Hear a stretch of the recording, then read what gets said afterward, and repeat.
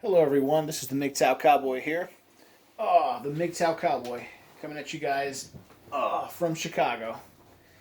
It's approaching mid-February 2021. I wanted to make another real quick video.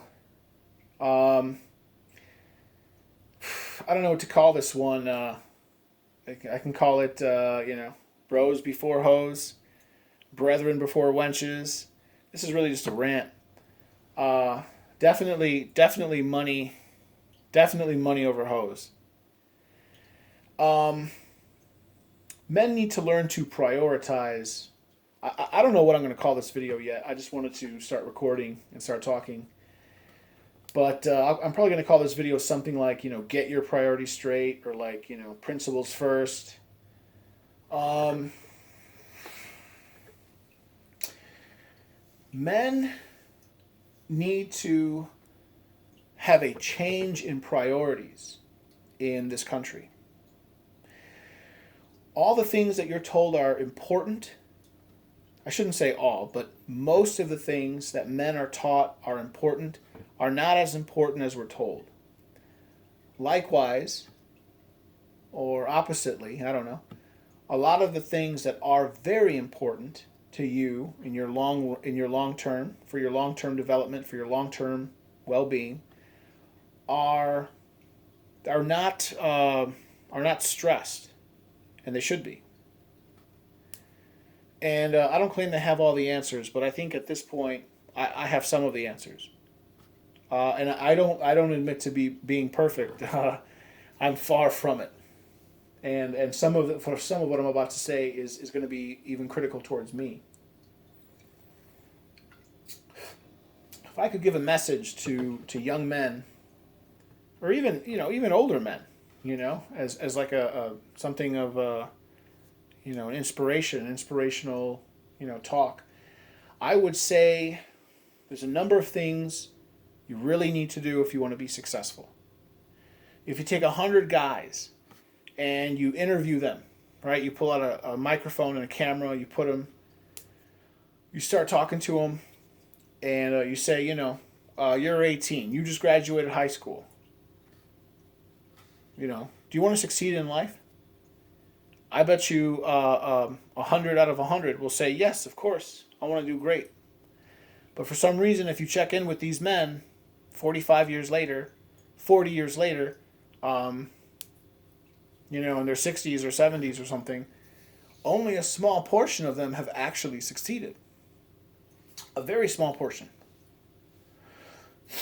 I would say, I don't know the exact number, but if I had to give a good educated guess, I would say it would be something close to the Pareto principle, 80-20.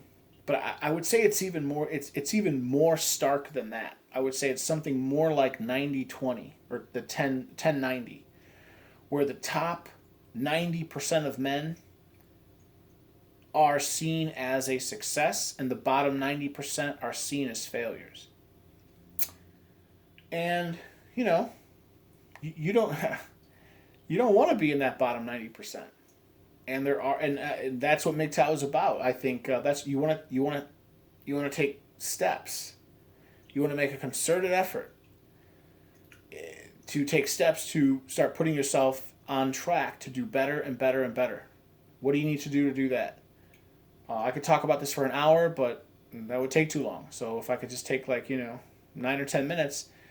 All right, the first thing you want to do, and this is really an indictment against myself, is you want to stay in shape. And if you're not in shape, you want to get in shape. That has been a downfall, or that's been a shortcoming of mine my whole life. When I started getting real heavy, immediately after my parents got divorced. I'm not saying it's their fault, but who knows? Probably my fault, but they probably put stress on me through the divorce or whatever. They got divorced when I was 6. I blew up when I was like 7 or 8, probably. But whatever. But it doesn't matter. Once you get older, everything's your fault. Once you get old enough, you're responsible for everything. When I was in high school, funny story, true story. When I was a freshman, yeah, no, sophomore. Hell, I can't remember. It was a freshman or sophomore. It was early. I think No, it was a freshman. It's definitely a freshman. Yeah, I remember now. When I was a freshman in high school, my first period teacher was this guy named Mr. D'Amato.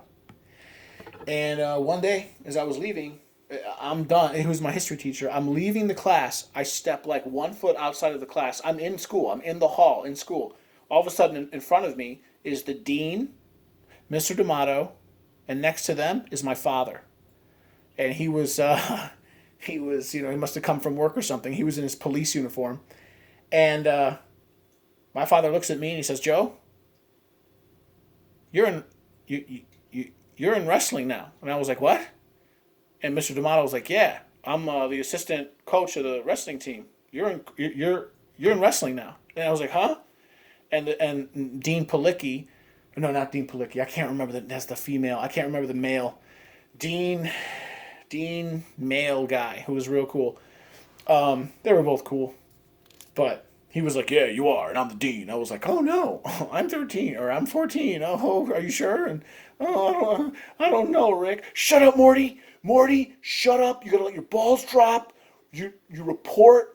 They straight up just like coerced me. Like I thought maybe I could just get like, violated right there, like beaten up. Of course not. But I'm a little punk. I have 3 senior people over me. Next thing you know, I'm in wrestling. I never got in better shape in my life. I remember the lowest I got down to was 160 and a quarter pounds. And I remember that day very well because I actually fainted. I think because of dehydration. I actually had a 6-pack. It was amazing. Anyway, the point is, I let myself go. That was and is one of my major shortcomings in life. I admit that. It's probably my biggest shortcoming because all the other shortcomings I slowly grappled with and have overcome. All right, so I'm sorry I spoke about that for a long time, but basically you want to get in shape. You want to stay in some kind of shape. You don't want to let yourself go. It has all type of negative ramifications, and it's just everything. And like the way you look, the way you feel, the way your body works, your flexibility. It could actually, if you're like me, it could actually start affecting your ability to get good work. You need to stay in good health. In trucking, truckers are not known for having good health. They're known for being fat asses. But if you actually get too fat, you start running into problems. Trust me, I know about it. Okay, moving on. You want to get your money right. Oh my God, I messed up on this too. Like, I really mean it. When you're really young, I don't care if you're 15 years old. Start saving. I'm talking about a state of mind. Like, that's how I look at it now. Like, every single week when I get paid, there's just a certain percentage of